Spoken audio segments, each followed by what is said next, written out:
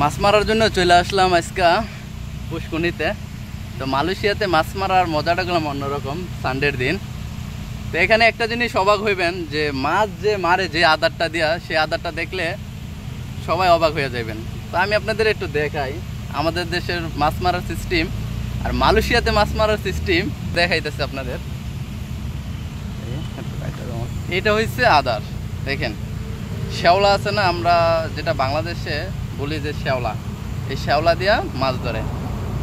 তো শ্যাওলা দেখা বোঝা যাইতেছে যে বিদেশি মাছগুলো অনেক বোকা। দেখেন আমাদের দেশে আমরা মাছ ধরি অনেক ভালো খাবার দিয়া, অনেক ভিআইপি খাবার দিয়া, তারপরও মাছ ওরকম একটা পাই না। কিন্তু এখানে শ্যাওলা দিয়া মাছ ধরেও অনেক মাছ পাওয়া যায়। তো আমার সাথে আছেন আমার এক চোদ্দীয় বন্ধু, আরেকজন বড় ভাই। তো প্রতি সানডে মাছ ধরে। তো আজকে আসলাম তার সাথে মাছ ধরা দেখার জন্য। তো আপনারা আমার সাথে থাকবেন, দেখেন কি পরিমাণ মাছ আমরা পাই এখানে।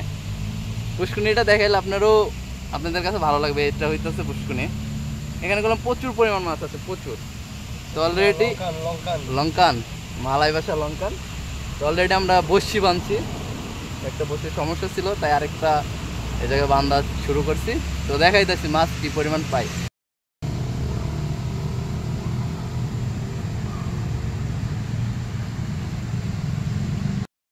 ইনশাআল্লাহ অলরেডি আমরা একটা মাছ পেয়ে ফেললাম। এই যে দেখেন কত বড় মাছ। হ্যাঁ ভাই ধরেন। এই যে দেখেন মালয়েশিয়াতে আইসা কত সুন্দর মাছ ধরতেছি আমরা। এই যে দেখেন বসি দিয়ে মাছ ধরার ব্যাপারটাই অন্যরকম, এনজয়ের একটা ব্যাপার স্যাপার।